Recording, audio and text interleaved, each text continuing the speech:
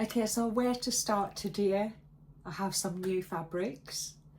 I have the pattern cut out, ready to sew up, and I have 2 completed garments. I guess I'll start with welcome. I'm Julie. This is Julie Saws Her Own Clothes. Today I'm wearing a Lyra dress from Tilly and the Buttons. I made this in February 2023 and it fits me now. It didn't fit me for quite a while. I couldn't get I could get my arms in, but I was getting drag lines and it was really tight around the bicep. I have a t-shirt, a long sleeve t-shirt under this. I just realised I'd not tried it on for a while and it probably does fit, and it does fit, and I think you can see I did my self cover buttons on it, and it is a single tier, and I'm wearing it with chunky boots and tights because I can wear socks underneath my boots and keep warm. But whilst I'm here, I'm gonna bring Annie over first, because I want to show you my finished blouse. You can see Annie is wearing my new blouse, which is the Vogue 1939, this version, slightly lengthened, but this is the version that I made, and it does state that this is an intermediate to advanced difficulty. I would agree with it being intermediate, because there's a lot of techniques on this, and I am just gonna bring Annie down a little bit, hopefully. Not Annie, is it Annie? Yes, it's Annie. So you can see a little bit better, and I'll show you how this turned out. So I'll remove the trousers. These are the Plowing Patterns Tyra trousers, which are a favourite pattern of mine for the quick and easy pull-up pants, with the side pockets. They're very comfortable, wide-legged, and they go really well with my new blouse. So you can see the details here that I think I showed you. I put the roller loops in. They've come out really lovely. Then the ties fit into this kind of half collar, and it ties up. There's a placket underneath, so that if it kind of, I don't know if you even see the placket, to be honest, but I've got tiny little 1/2-inch buttons on there, and there's a elasticated waist in the bottom and a small tie on the bottom. I made the ties nice and thin. I think that it just looks nice that way. They're lovely and thin, and you can see it has, I mean, there's such a lot of detail in this blouse. It's hard to see the details. There is a bib here. There is a fully enclosed bib area. There is the placket on the sleeve, and it's quite plain on the back. And all the drama is in the sleeves. Look at the size of that sleeve. And then the sleeve is caught up in an elasticated coffin. And I will take some photos of it on so you can see what it looks like on. The only alteration I made, I increased the length by 3 inches, and I am glad I did that, because as I raise my arms, it just stays in place. I think if it'd been a tiny bit shorter, it would have started moving up and down. So I'm quite pleased that I added that additional length, and that meant I needed to add a couple more buttons. I'm really chuffed with how it turned out. The pleated the gathered area under this bib is really quite smart.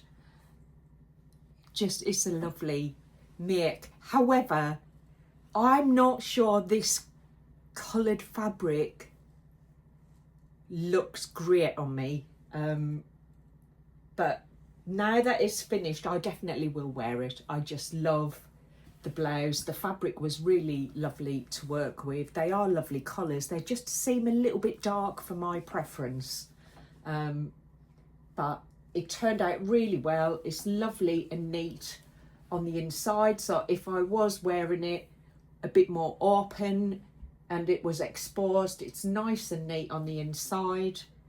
And I just love the sleeves. I just love the sleeves. They're so big, voluminous and lush. I really enjoyed making it. I found it, I wouldn't say it was challenging, but I really did have to take my time, and I wanted it to be as nice as I could make it. I think if I take it off of Annie, I will show you. I'll go there. That on the inside, I did put a couple of little labels. There you go. Brave Make, an iconic. It's a Vogue pattern. I think Vogue are quite iconic for their sewing patterns, and it did feel a little bit brave to tackle this without doing a toile because it's such nice fabric. Actually, I did this as the toile, if I remember rightly, because I felt like I might want to make this blouse in the So Obsessed subscription box fabric, but I changed my mind last minute.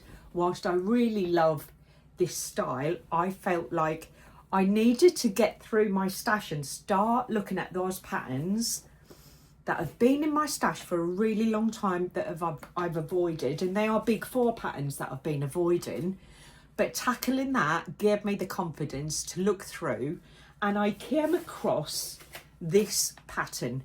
Now this is the New Look Kia 6471, and I made this version because I had it in mind. I wanted something with a bit of a feature around the neckline, but also quite voluminous sleeves. And if I show you the line drawings, they're not very big line drawings, but you can see here that the collar is one piece that turns into like a tie around the neck, and it's very deep, so it kind of sits nice and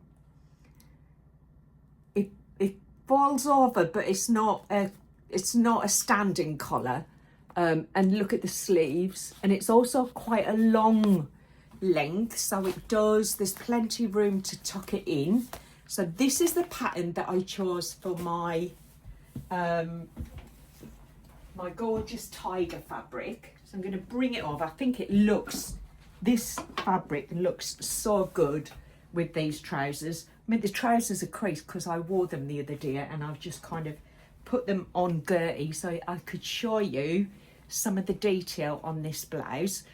This is a much easier blouse to make, and I will show you once I've dropped her leg down.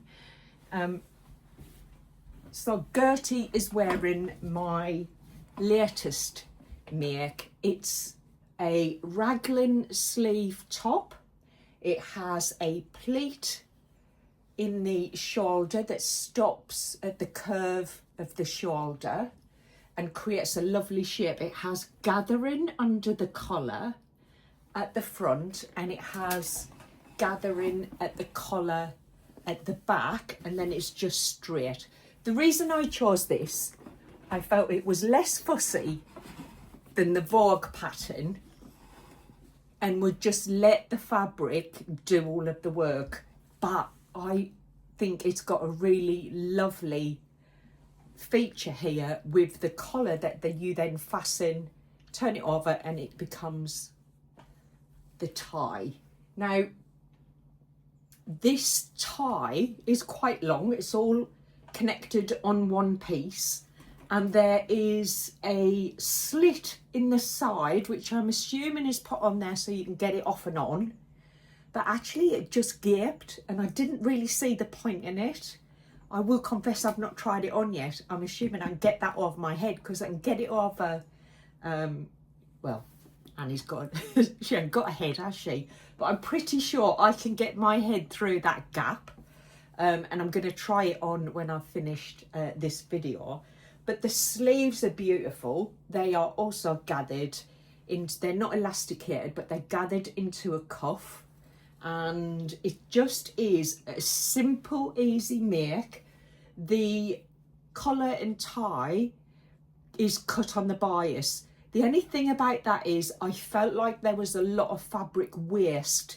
When I look at what other people have made with their tiger fabrics, dresses, jumpsuits, I didn't have a lot of fabric left over from this because that being cut on the bias, it did create a couple of chunks of kind of wasted fabric, I think. But I wanted to give this blouse a try. I think the detail of the shoulder dart is really quite nifty because it, and these, the kind of gathering across the neckline means it doesn't need any bust darts.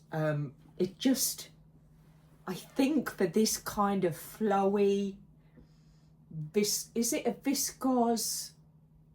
Let me think, what is it? It's a, I can't remember the name, I'll put it here. The type of fabric, viscose twill. It's a viscose twill. It's so soft and drapey.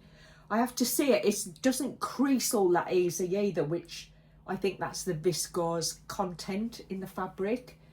I just love it, and it definitely will go with my Style Arc Springfield coat that I made in this gorgeous rusty colour, and I also think it goes with this. So I purchased this from Vinted.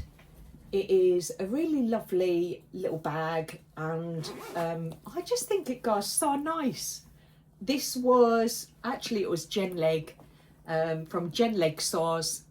Put that on Vinted and I snapped it up, and I think it goes really nicely with that outfit. And I think with the coat and my Kurt Geiger boots, I think I've got a really gorgeous outfit there. So that is my two latest makes. It's a shame it's not April because I am ready for So April blouse, and I think by the time April gets here I'll be done with the blouses and I'll have nothing to kind of submit for that. But that, I think, is just such a lovely shape. It's such a lovely style, and it also means I've bashed the stash and used another pattern that has been, actually this was the first pattern I ever owned. This was gifted to me by Jane, who is one of my work colleagues, before I even knew I wanted to make a garment. I remember opening it and thinking, I have no clue what that is or how to use it. And it kind of just then ended up in the stash. I'm sure it was from the sewing magazine, and it's not Jen's size or style, so she gave it to me. I think at the time I'd made bunting and was like, oh, I think I might try and make myself something. And Jane gave me that, and it's sat in my stash since probably 2020. And it's the first time that I've used it, so I'm chuffed with it. I think it's turned out lovely. I'm quite excited to try it on and see what it looks like on me, but I'm pretty certain it's going to look rather grand. So that is my second make, and I'll just move Gertie back a little bit, give myself a little bit of room. And those are the Plowen trousers from Paradise Patterns. I made two of those, and you can see them in my previous video if you want to take a look at them if you haven't seen them. So then I just went straight into cutting out my next pattern, which was not on my plans at all, but I just wanted to do this. So I just woke up with an urge to get this fabric sewn up. It's another Bash the Stash. This has been in my stash for over a year. It is a Grayson Perry print. It is a Liberty fabric, and it was part of last year's celebration fabric. I bought this when I bought my second lot of fabric that I used for my birthday dress last year. So this was early last year I bought this, and it's just sat there, and I thought I want to make, the reason it sat there, because I wanted it made up soon as I bought it actually, was I wasn't sure what pattern. I was like, the patina blouse, but what I wanted was something that didn't break the design up, because I think it's just so joyful, those gorgeous little designs, and there's so much detail in that I didn't want that broken up. So I just woke up and thought, do you know what, I'm going to make an Atelier dupe Zoe blouse, because it's just a V-neck blouse with a lovely sleeve that will allow the fabric to shine, and it's not about the pattern, it's about the fabric. So it's a nice, quick and easy pattern. There's 1, 2, 3, 4, there's 5 pattern pieces. That's it. Front and back facing cuff, job done. So I have cut that out because I think I've made a lot of patterns that have needed me to really think about what I'm doing. They're either new to me, I've not sewn them before, or they're quite complicated and needed a lot of detail. This I have made a couple of times. It's a lovely, quick and easy sew, and I think it will go with those ploughing tyre pants as well rather nicely. So I have another blouse, and then I think I have enough blouses that actually fit me, sit on the shoulder properly, and are not kind of hanging off me, because I made them before I lost weight. I have so many blouses that just don't sit right on me at the moment, so I'm really chuffed. I am getting a wardrobe together that coordinates and that makes sense, and I can swap bits in and out. That's what I am up to. And in terms of new fabric, I am going to start with 2 fabrics that are same but in different colourways, and these are from the Fabric Obsession, and they are the dot cottons. I knew the minute the girl said they were getting this in the brown that I needed to keep an eye on their website and grab some. I love this chocolate brown colour, and I really love the dot cotton design on it. I love the name of it. I love everything about it. It's a beautiful, beautiful soft knit fabric, lots of stretch. I have 3 meters of the brown. I've also got 3 meters of the blush. Now this blush I think goes really well with the polka dot fabric that I'm thinking of making a dress for Buckingham Palace. I think it'll make a really nice shawl or cardigan to go over that. I've got shoes and a bag that would go with it. So I was thinking of using some of that to make a cover up rather than a formal jacket. But I haven't decided on the actual pattern. But I think that would be really nice to kind of cover over any dress that I make if it gets a bit chilly. Yeah, and I also have enough to do. I want a loungewear set. I think these would look great as a mix and match set. So I could have the trousers in one and the top in the other, or vice versa, or matching. I want to make 2 sets that are the same.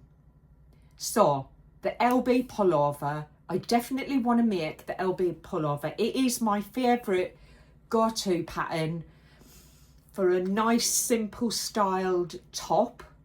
and I think what I want to do is add a funnel neck to it rather than the band collar. So I'm going to take the pattern pieces from the Freya funnel neck, and I'm going to merge it with the neckline for the LB pullover, and I'm going to create a set with the plough and pattern Tyra trousers that I've just showed you. I've not made the plough and pattern trousers. They're definitely designed for a woven, but I am thinking they'd do really well in a kind of knit fabric for a nice cozy set. So that's what I'm gonna do. I am gonna use both of these to make 2 lots, and I think there's enough to make a little kind of cover up cardigan or a shawl even to go over the polka dot mocha fabric that I'm going to make a dress with. So they are the first 2, and then okay, the last thing I'm going to show you today. The sun's just burst through the clouds there. I had some new Liberty fabrics. I have 2 meters. I've not even washed this. I've been waiting to find a bit of time to record so I could share it with you. Liberty have released their new designs for 2026, and they are all focused around the year of the horse, the Chinese year of the horse. I could not take my eyes off of this one. There are loads and loads of different variations and different colours of horses for their new collection, but this one spoke to me. I just needed to have it. I think the year of the horse is quite a nice theme for Liberty to pick up on and create their new collection in. But it's not just the year of the horse, it's the year of the fire horse. And I did a little bit of reading on that, and I thought, I'm clearing some of that. There's some really exciting predictions around the year of the fire horse. And I just think these colours were the closest to fire colours that the collection had. And I am going to make a patina blouse with this, I'm pretty sure. Well, you know what my sure is. I'm sure of that today. I'm not sure what it'll look like when you actually see it made up. But at the moment, I'm thinking a patina blouse. 2 meters though. I've got 2 meters, so maybe I could make a little dress. There, see, I'm changing my mind already. But what I do know is them little horses just look glorious, and I think it's going to make a lovely something to wear. Who knows what that will be. I am going back to work. I'm on a tea break, so I'm going to pop back to work, and then this afternoon I'll get some photos of my completed items, and I'll get this uploaded so you can see what I've been up to, and I look forward to catching up with you soon. I'd be very interested to hear your thoughts on tackling intermediate to difficult patterns. Are you there? Are you confident with that? Because actually I do think if you take your time and take it step by step, these are achievable for sewers who've got a bit of experience under their belt. I know I avoided them for way too long, and I'm pretty sure I could have tackled these last year if I'd given myself the opportunity to be brave about it. So yes, let me know what you think of the new designs, and I will catch up with you soon when hopefully some of these gorgeous fabrics will be made up into wearable garments. Take care.